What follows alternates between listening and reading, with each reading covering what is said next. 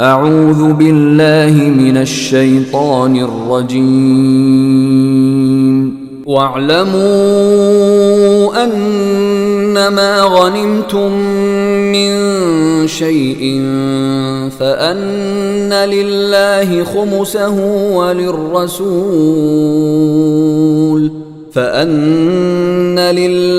خمسه وللرسول ولذي القربى واليتامى والمساكين وابن السبيل إن كنتم آمنتم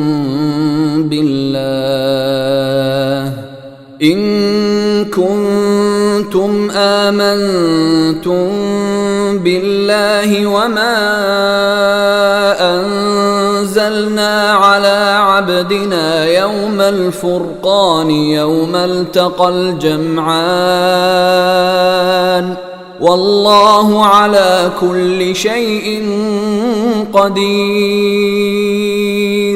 إذ أنتم بالعدوة الدنيا وهم بالعدوة القصوى والركب أسفل منكم ولو تواعدتم لاختلفتم في الميعاد ولكن ليقضي الله أمرا كان مفعولا ليهلك من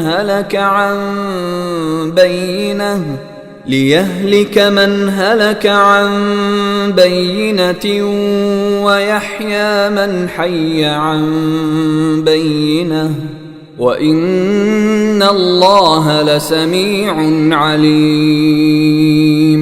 إذ يريكهم الله في منامك قليلا ولو أراكهم كثيرا لفشلتم ولتنازعتم في الأمر ولكن الله سلم إنه عليم بذات الصدور.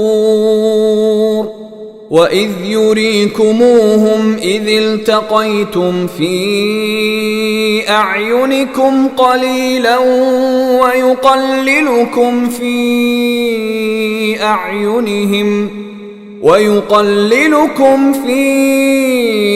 أعينهم ليقضي الله أمرا كان مفعولا وإلى الله ترجع الأمور. يا أيها الذين آمنوا إذا لقيتم فئة فاثبتوا واذكروا الله كثيرا لعلكم تفلحون. وأطيعوا الله ورسوله ولا تنازعوا فتفشلوا وتذهب ريحكم واصبروا إن الله مع الصابرين. ولا تكونوا كالذين خرجوا من ديارهم بطرا ورئاء الناس ويصدون عن سبيل الله والله بما يعملون محيط.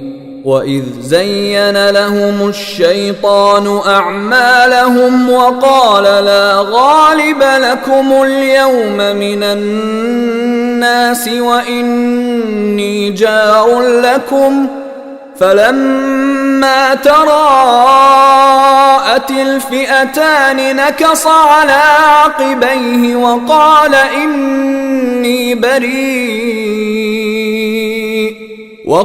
إني بريء منكم إني أرى ما لا ترون إني أخاف الله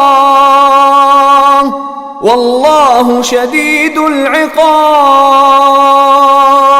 إذ يقول المنافقون والذين في قلوبهم مرض غر هؤلاء دينهم ومن يتوكل على الله فإن الله عزيز حكيم.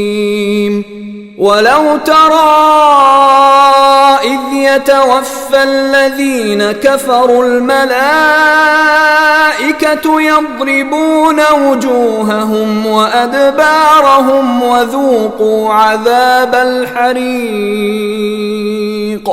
ذلك بما قدمت أيديكم وأن الله ليس بظلام للعبيد. كدأب آل فرعون والذين من قبلهم كفروا بآيات الله فأخذهم الله بذنوبهم إن الله قوي شديد العقاب. ذلك بأن الله لم يك مغيرا نعمة أنعمها على قوم حتى يغيروا ما بأنفسهم وأن الله سميع عليم. كدأب آل فرعون والذين من قبلهم كذبوا بآيات ربهم فأهلكناهم بذنوبهم وأغرقنا آل فرعون وكل كانوا ظالمين. إن شر الدواب عند الله الذين كفروا فهم لا يؤمنون. الذين عاهدت منهم ثم ينقضون عهدهم في كل مرة وهم لا يتقون. فإما تثقفنهم في الحرب فشرد بهم من خلفهم لعلهم يذكرون. وإما تخافن من قوم خيانة فانبذ إليهم على سواء إن الله لا يحب الخائنين. ولا يحسبن الذين كفروا سبقوا إنهم لا يعجزون. وأعدوا لهم ما استطعتم من قوة ومن رباط الخيل ترهبون به عدو الله وعدوكم وآخرين من دونهم لا تعلمونهم الله يعلمهم وما تنفقوا من شيء في سبيل الله يوفى إليكم وأنتم لا تظلمون. وإن جنحوا للسلم فاجنح لها وتوكل على الله إنه هو السميع العليم. وإن يريدوا أن يخدعوك فإن حسبك الله هو الذي أيدك بنصره وبالمؤمنين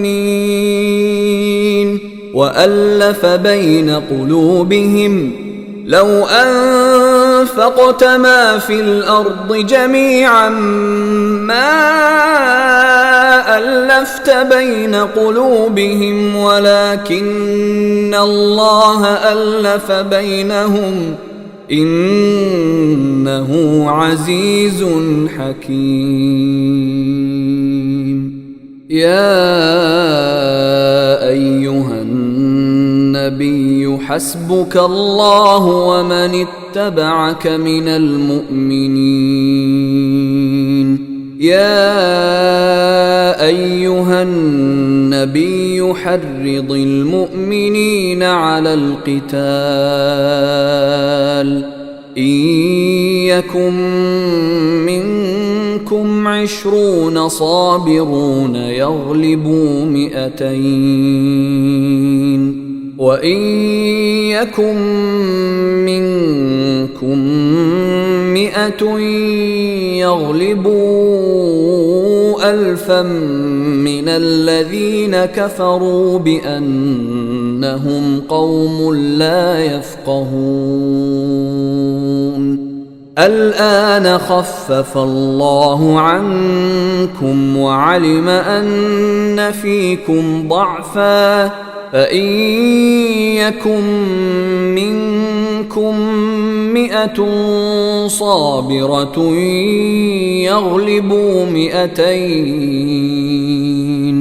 وإن يكن منكم 1000 يغلبوا 2000 بإذن الله والله مع الصابرين.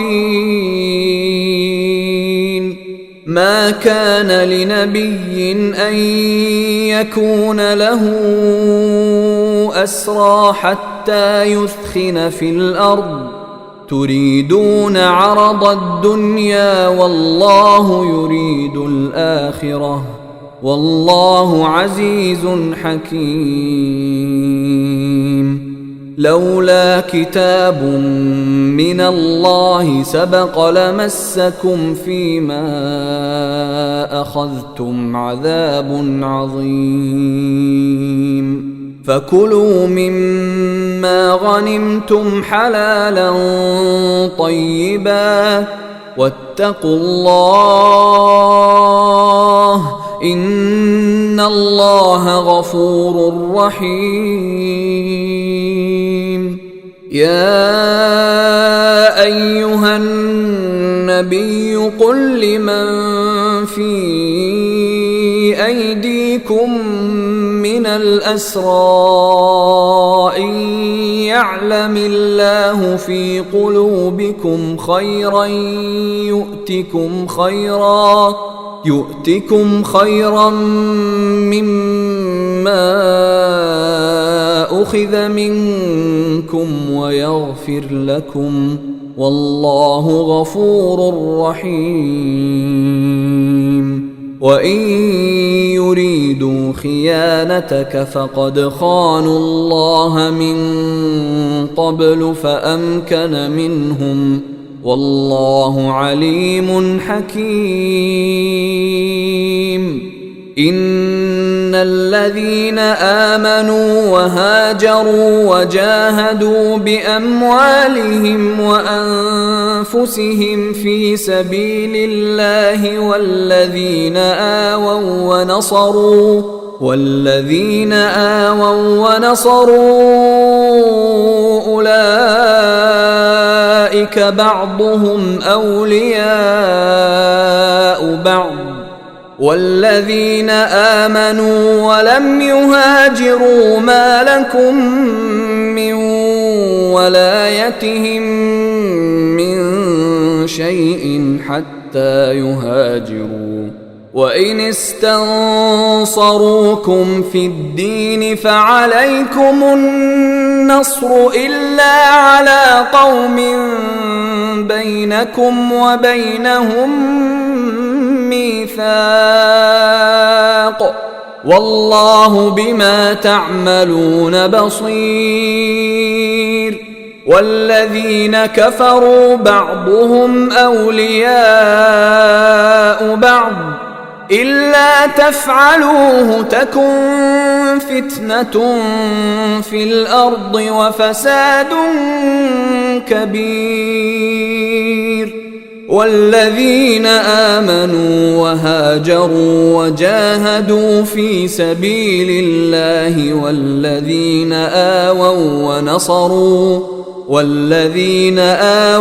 ونصروا أولئك أولئك هم المؤمنون حقا لهم مغفرة ورزق كريم. والذين آمنوا من بعد وهاجروا وجاهدوا معكم فأولئك منكم وأولو الأرحام بعضهم أولى ببعض في كتاب الله إن الله بكل شيء عليم. أعوذ بالله من الشيطان الرجيم. براءة من الله ورسوله إلى الذين عاهدتم من المشركين فسيحوا في الأرض 4 أشهر واعلموا أنكم غير معجز الله وأن الله مخزي الكافرين.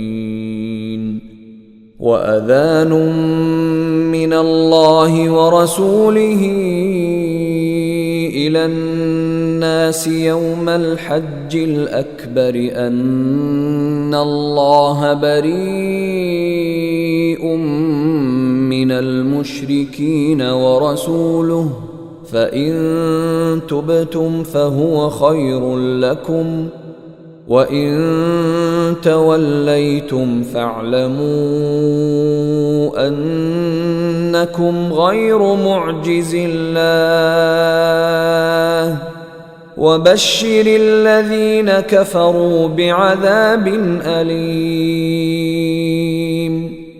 إلا الذين عاهدتم من المشركين ثم لم ينقصوكم شيئا ولم يظاهروا عليكم أحدا فأتموا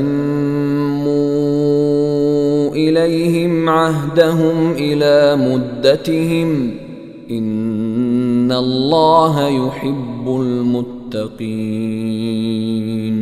فإذا انسلخ الأشهر الحرم فاقتلوا المشركين حيث وجدتموهم وخذوهم واحصروهم واقعدوا لهم كل مرصد فإن تابوا وأقاموا الصلاة وآتوا الزكاة فخلوا سبيلهم إن الله غفور رحيم. وإن أحد من المشركين استجارك فأجره حتى يسمع كلام الله ثم أبلغه مأمنه ذلك بأنهم قوم لا يعلمون. كيف يكون للمشركين عهد عند الله وعند رسوله إلا الذين عاهدتم عند المسجد الحرام فما استقاموا لكم فاستقيموا لهم إن الله يحب المتقين. كيف وإن يظهروا عليكم لا يرقبوا فيكم إلا ولا ذمة يرضونكم بأفواههم وتأبى قلوبهم وأكثرهم فاسقون. اشتروا بآيات الله ثمنا قليلا فصدوا عن سبيله إنهم ساء ما كانوا يعملون. لا يرقبون في مؤمن إلا ولا ذمة وأولئك هم المعتدون فإن تابوا وأقاموا الصلاة وآتوا الزكاة فإخوانكم في الدين ونفصل الآيات لقوم يعلمون وإن نكثوا أيمانهم بعد عهدهم وطعنوا في دينكم فقاتلوا أئمة الكفر إنهم لا أيمان لهم لعلهم ينتهون ألا تقاتلون قوما نكثوا أيمانهم وهموا بإخراج الرسول وهم بدؤوكم أول مرة أتخشونهم فالله أحق أن تخشوه إن كنتم مؤمنين قاتلوهم يعذبهم الله بأيديكم ويخزهم وينصركم عليهم ويشف صدور قوم مؤمنين ويذهب غيظ قلوبهم ويتوب الله على من يشاء والله عليم حكيم أم حسبتم أن تتركوا ولما يعلم الله الذين جاهدوا منكم ولم يتخذوا من دون الله ولا رسوله ولا المؤمنين وليجة والله خبير بما تعملون ما كان للمشركين أن يعمروا مساجد الله شاهدين على أنفسهم بالكفر أولئك حبطت أعمالهم وفي النار هم خالدون إنما يعمر مساجد الله من آمن بالله واليوم الآخر وأقام الصلاة وآتى الزكاة ولم يخش إلا الله فعسى أولئك أن يكونوا من المهتدين أجعلتم سقاية الحاج وعمارة المسجد الحرام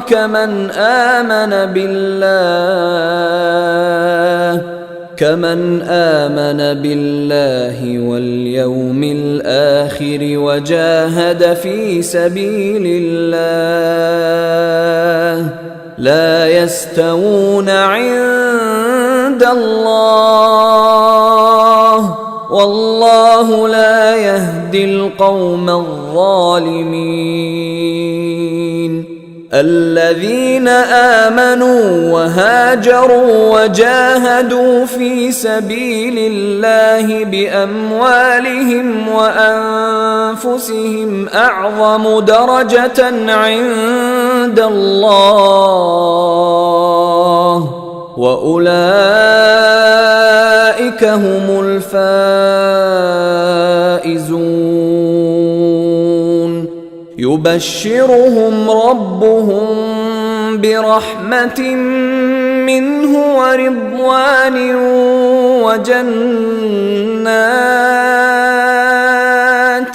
وجنات لهم فيها نعيم مقيم خالدين فيها أبدا إن الله عنده أجر عظيم.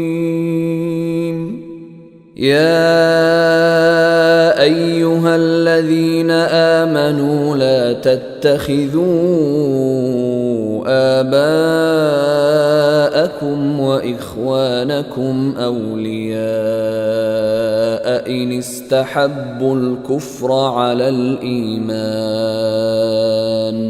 ومن يتولهم منكم فأولئك هم الظالمون. قل إن كان آباؤكم وأبناؤكم وإخوانكم وأزواجكم وعشيرتكم وأموال اقترفتموها وتجارة تخشون كسادها ومساكن ترضونها أحب إليكم من الله ورسوله وجهاد في سبيله فتربصوا حتى يأتي الله بأمره والله لا يهدي القوم الفاسقين. لقد نصركم الله في مواطن كثيرة ويوم حنين إذ أعجبتكم كثرتكم فلم تغن عنكم شيئا وضاقت عليكم الأرض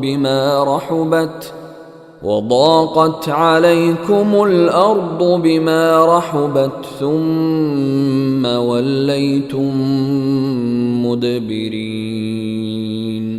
ثم أنزل الله سكينته على رسوله وعلى المؤمنين وأنزل جنودا لم تروها وعذب الذين كفروا وذلك جزاء الكافرين. ثم يتوب الله من بعد ذلك على من يشاء والله غفور رحيم. يا أيها الذين آمنوا إنما المشركون نجس فلا يقربوا المسجد الحرام بعد عامهم هذا وإن خفتم عيلة فسوف يغنيكم الله من فضله إن شاء إن الله عليم حكيم. قاتلوا الذين لا يؤمنون بالله ولا باليوم الآخر ولا يحرمون ما حرم الله ورسوله ولا يدينون دين الحق من الذين أوتوا الكتاب حتى يعطوا الجزية عن يد وهم صاغرون. وقالت اليهود عزير ابن الله وقالت النصارى المسيح ابن الله ذلك قولهم بأفواههم يضاهئون قول الذين كفروا من قبل قاتلهم الله أن عنا يؤفكون اتخذوا أحبارهم ورهبانهم أربابا من دون الله والمسيح ابن مريم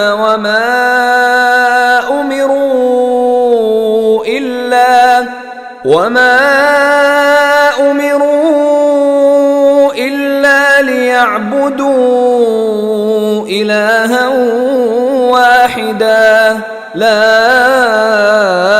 إله إلا هو سبحانه عما يشركون يريدون أن يطفئوا نور الله بأفواههم ويأبى الله إلا أن يتم نوره ولو كره الكافرون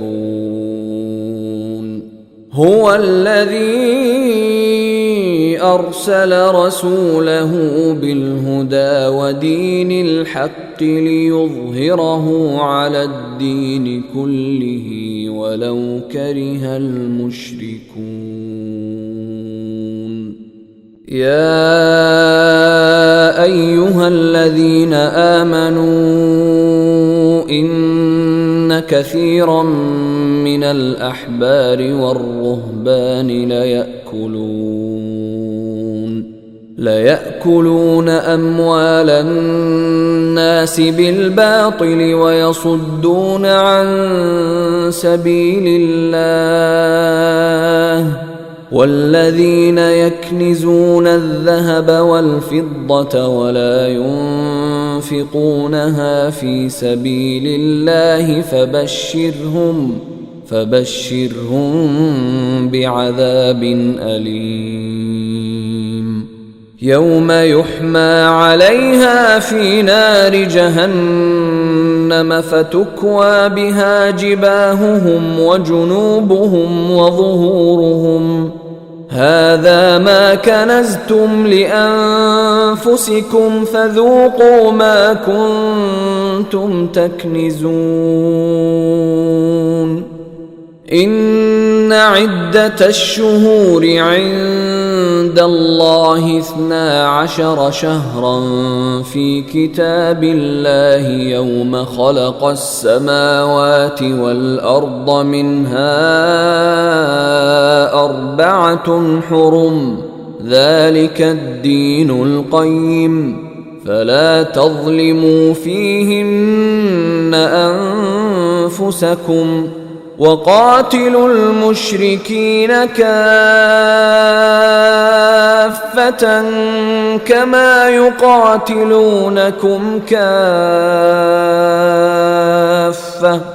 واعلموا أن الله مع المتقين إنما النسيء زيادة في الكفر يضل به الذين كفروا يحلونه عاما ويحرمونه عاما ليواطئوا عدة ما حرم الله فيحلوا ما حرم الله زين لهم سوء أعمالهم والله لا يهدي القوم الكافرين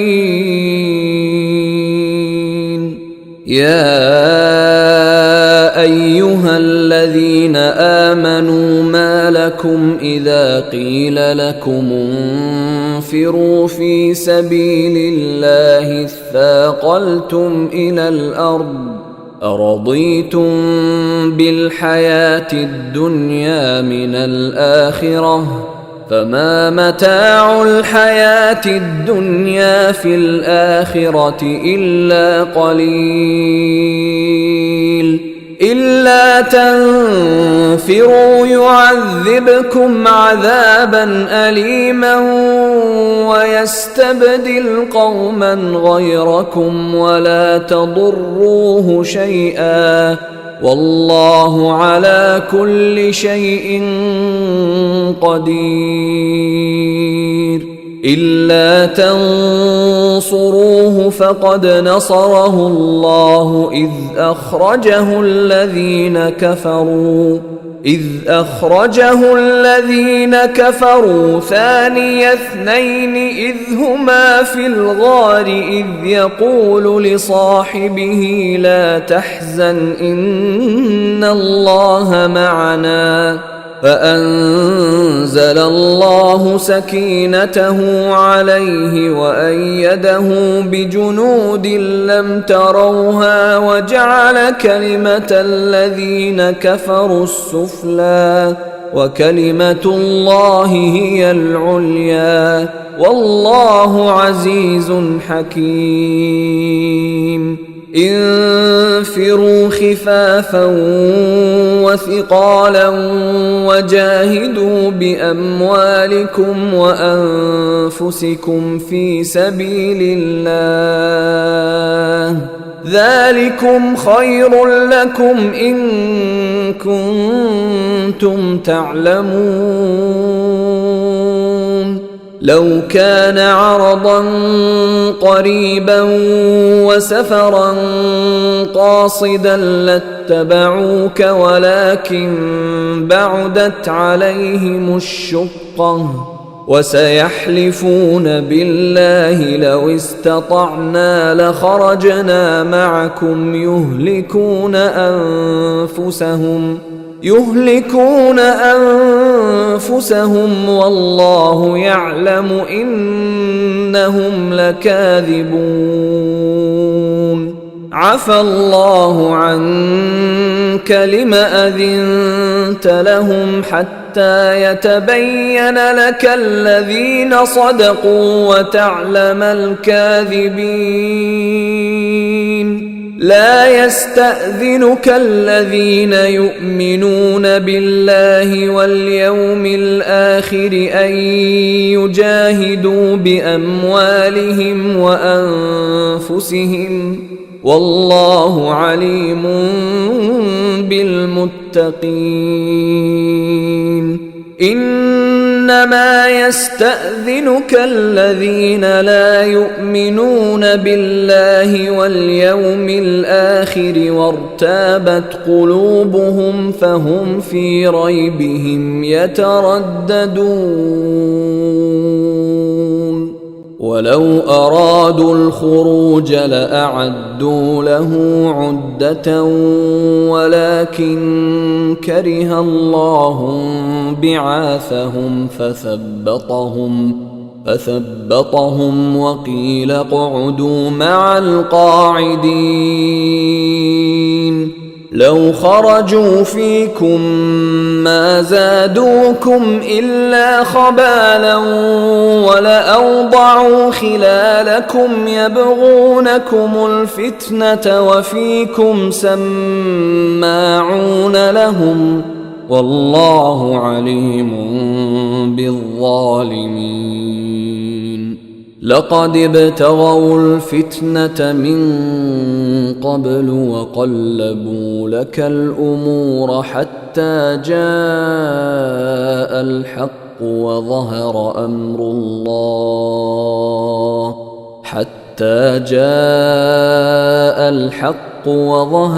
أمر الله وهم كارهون. ومنهم من يقول ائذن لي ولا تفتني ألا في الفتنة سقطوا وإن جهنم لمحيطة بالكافرين. إن تصبك حسنة تسؤهم وإن تصبك مصيبة يقولوا قد أخذنا أمرنا من قبل ويتولوا وهم فرحون. قل لن يصيبنا إلا ما كتب الله لنا هو مولانا وعلى الله فليتوكل المؤمنون قل هل تربصون بنا إلا إحدى الحسنيين ونحن نتربص بكم أن يصيبكم الله بعذاب من عنده أو بأيدينا فتربصوا إنا معكم متربصون قل أنفقوا طوعا أو كرها لن يتقبل منكم إنكم كنتم قوما فاسقين وما منعهم أن تقبل منهم نفقاتهم إلا أنهم كفروا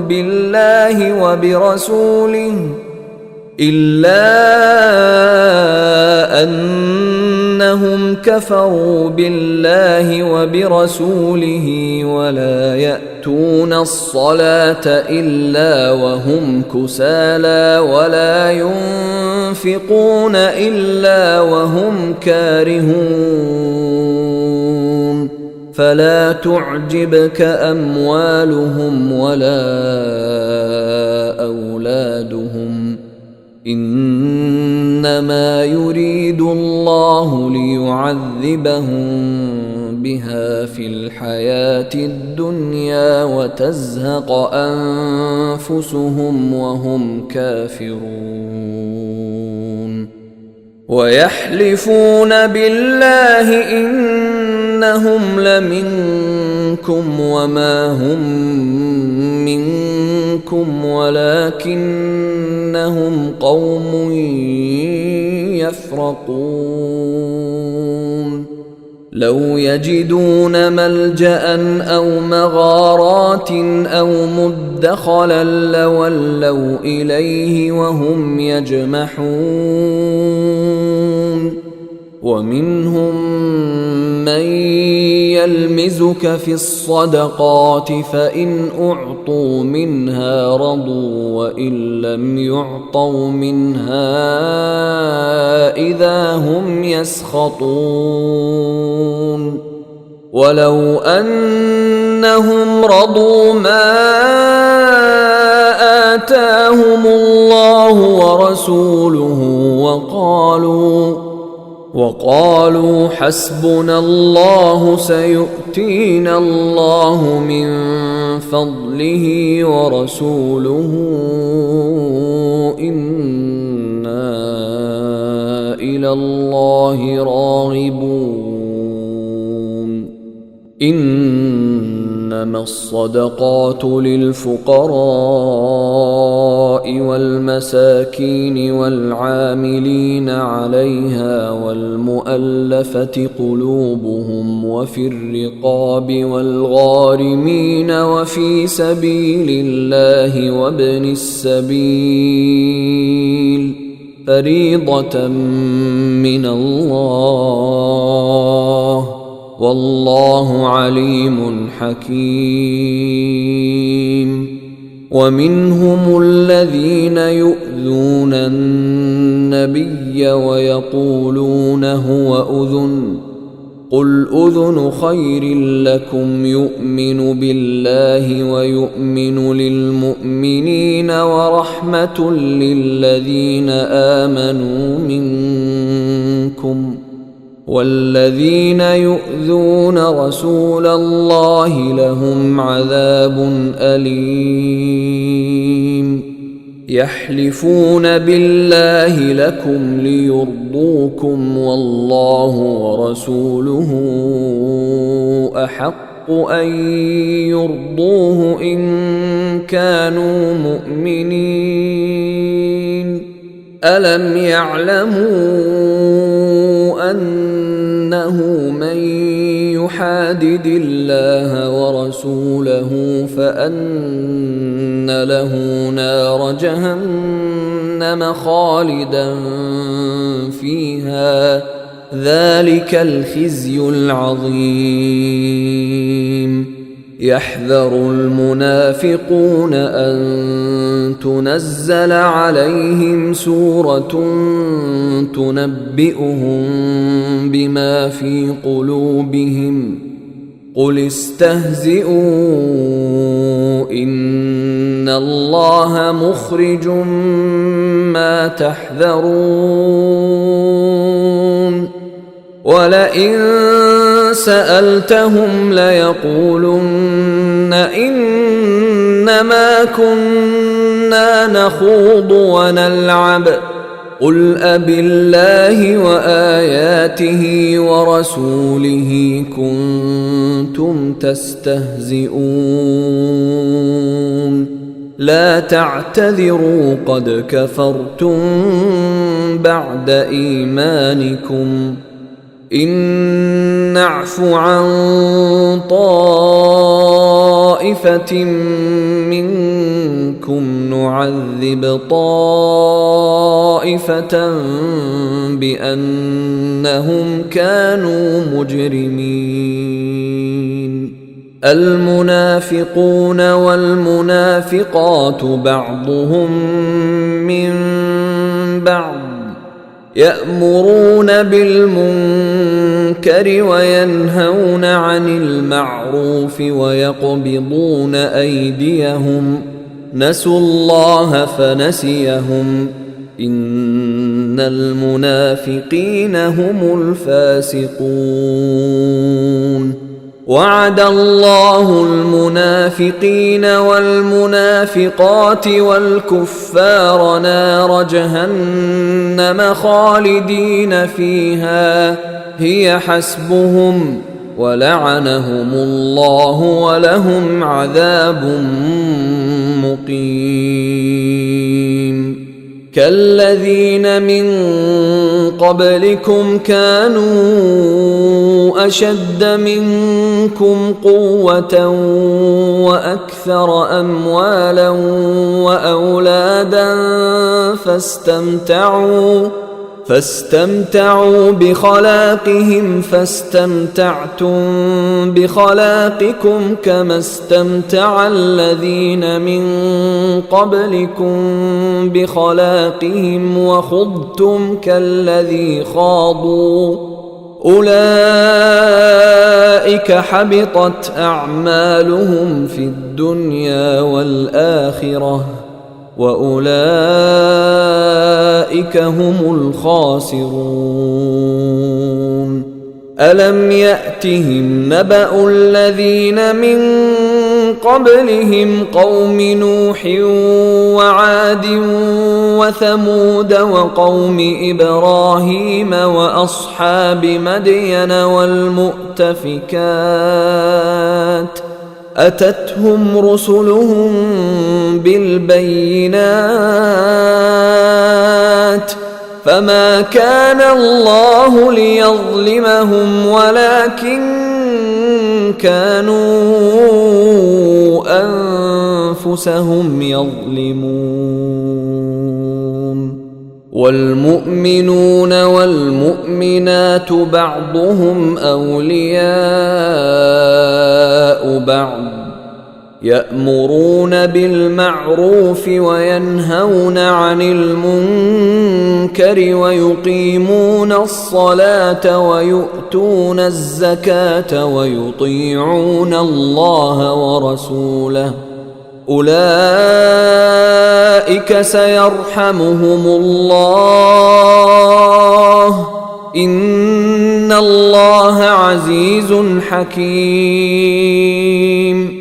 وعد الله المؤمنين والمؤمنات جنات تجري من تحتها الأنهار خالدين فيها ومساكن طيبة في جنات عدن ورضوان من الله أكبر، ذلك هو الفوز العظيم.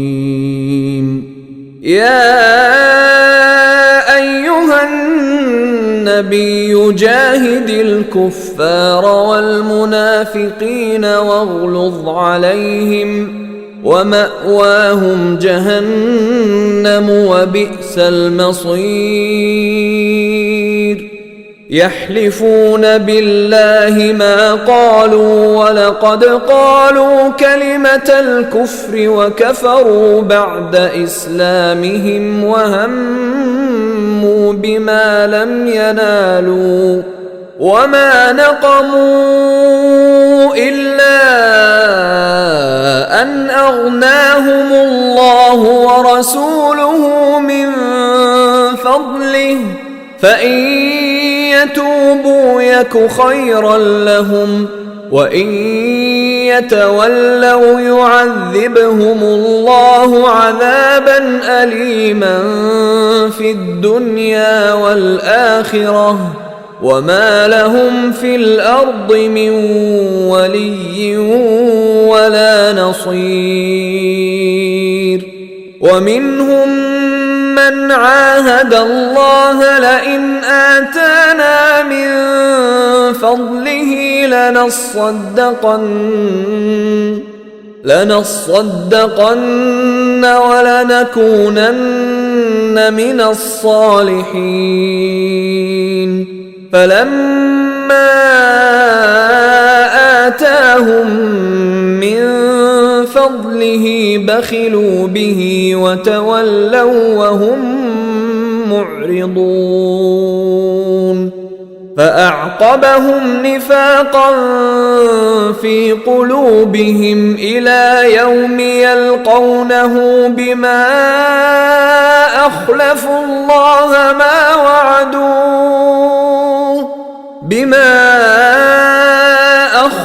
الله ما وعدوه وبما كانوا يكذبون. ألم يعلموا أن الله يعلم سرهم ونجواهم وأن الله علام الغيوب؟ الذين يلمزون المطوعين من المؤمنين في الصدقات والذين لا يجدون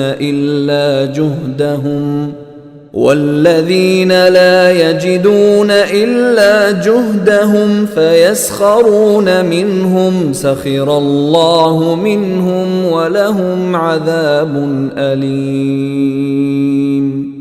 استغفر لهم أو لا تستغفر لهم، إن تستغفر لهم 70 مرة فلن يغفر الله لهم، ذلك بأنهم كفروا بالله ورسوله، والله لا يهدي القوم الفاسقين.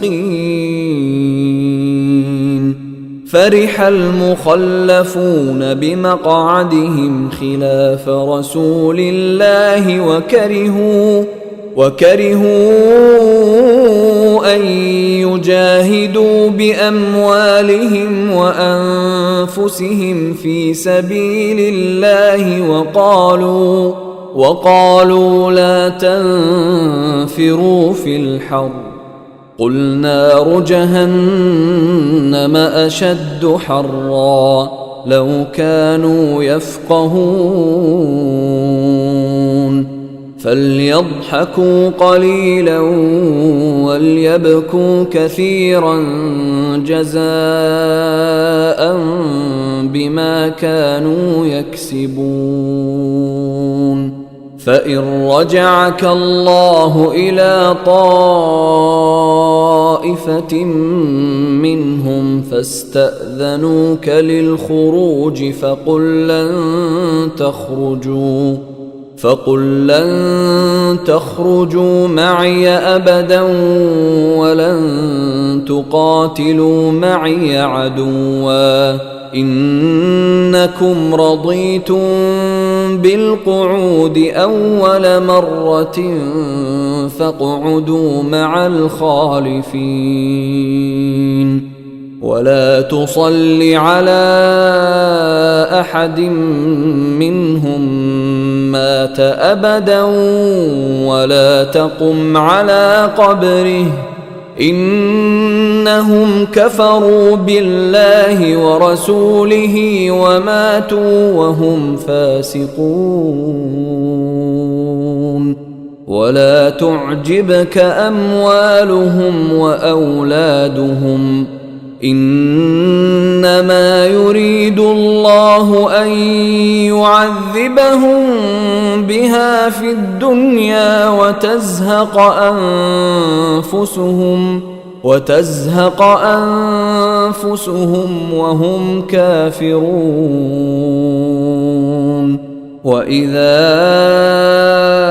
أنزلت سورة أن آمنوا بالله وجاهدوا مع رسوله استأذنك أولو الطول منهم وقالوا ذرنا نكن مع القاعدين رضوا بأن يكونوا مع الخوالف وطبع على قلوبهم فهم لا يفقهون لكن الرسول والذين آمنوا معه جاهدوا بأموالهم وأنفسهم وأولئك لهم الخيرات وأولئك هم المفلحون أعد الله لهم جنات تجري من تحتها الأنهار خالدين فيها ذلك الفوز العظيم وجاء المعذرون من الأعراب ليؤذن لهم وقعد الذين كذبوا الله ورسوله سيصيب الذين كفروا منهم عذاب أليم ليس على الضعفاء ولا على المرضى ولا على الذين لا يجدون ما ينفقون حرج إذا نصحوا لله ورسوله ما على المحسنين من سبيل والله غفور رحيم ولا على الذين إذا ما أتوك لتحملهم قلت لا أجد ما أحملكم عليه تولوا وأعينهم تفيض من الدمع حزنا ألا يجدوا ما ينفقون إنما السبيل على الذين يستأذنونك وهم أغنياء رضوا بأن يكونوا مع الخوالف وطبع الله على قلوبهم فهم لا يعلمون